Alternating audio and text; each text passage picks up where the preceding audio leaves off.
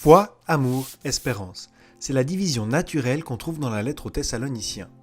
Aujourd'hui, on passe à la troisième partie, l'espérance chrétienne. C'est en fait quelque chose de complètement merveilleux.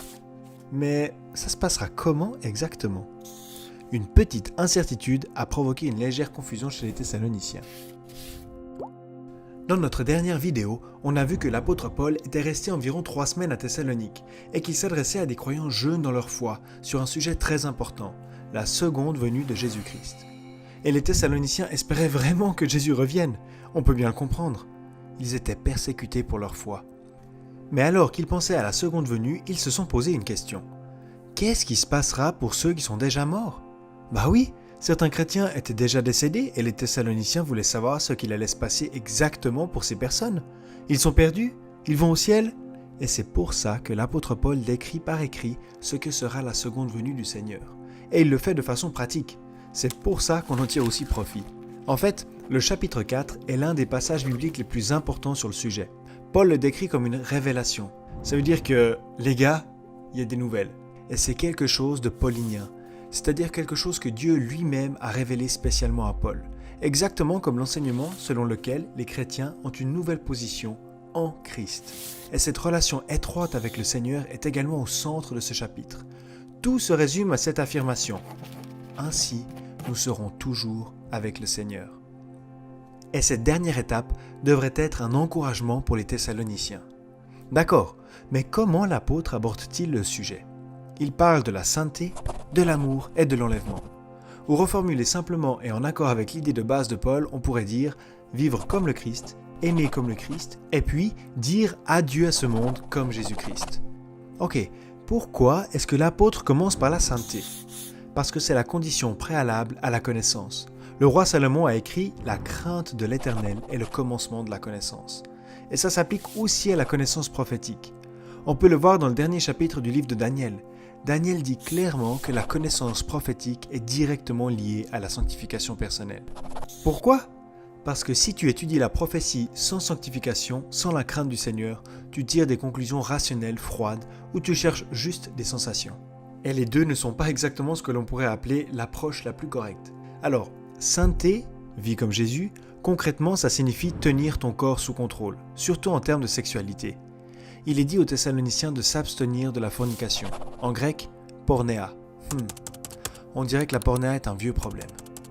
Mais depuis leur conversion, les Thessaloniciens avaient l'Esprit Saint, et donc la capacité de vivre une vie sainte. La seconde est d'aimer comme Jésus. Et les Thessaloniciens ont fait un très bon travail à cet égard. Ils étaient un exemple de véritable modèle d'amour fraternel. Mais rester immobile, c'est régresser. Les chrétiens doivent grandir, et ici, ce n'est pas différent. Et Paul établit un lien direct avec le fait de gagner un salaire par son travail, car certains Thessaloniciens étaient devenus paresseux et utilisaient la venue du Seigneur comme excuse pour arrêter de travailler. Mais la prophétie ne doit pas paralyser les chrétiens, mais les encourager. Et c'est exactement ce à quoi l'apôtre Paul veut en venir dans la troisième partie de ce chapitre, dire adieu comme Jésus. Et Paul revient sur la question des morts. Il explique que les morts seront là, avec eux, au retour de Jésus. Et techniquement, il pourrait simplement passer directement au chapitre 5, mais il place 4 versets entre les deux où il donne des détails sur la façon dont cela se passera. Comment les morts seront présents au retour de Jésus ? Les Thessaloniciens pensaient que la seconde venue du Seigneur était simplement un événement, mais Paul révèle qu'elle est un peu plus complexe. Il leur dit que les morts ressusciteront les premiers et qu'ils seront enlevés avec les vivants dans les nuages pour rencontrer le Seigneur. Et ensuite, et c'est le point culminant, les chrétiens seront ensemble avec le Seigneur pour toujours. Mais on pourrait encore se demander, ça veut dire quoi l'enlèvement ? C'est en fait assez simple, si tu as compris notre lien étroit avec le Christ. Dieu veut que nous devenions plus semblables au Christ, dans la vie, dans l'amour, et comme on vient de le voir, dans la façon dont Jésus est allé au ciel. Et comment ça s'est passé ? Alors va au chapitre 1 des Actes des Apôtres dans ta Bible, où tu liras que Jésus est littéralement monté au ciel sur les nuages. Et frère, ça sera la même chose pour nous. Les chrétiens rencontreront leur Seigneur sur les nuées. Nous serons enfin avec lui, pour toujours. Ce nouveau message de l'apôtre est l'une des plus grandes espérances pour nous, les chrétiens.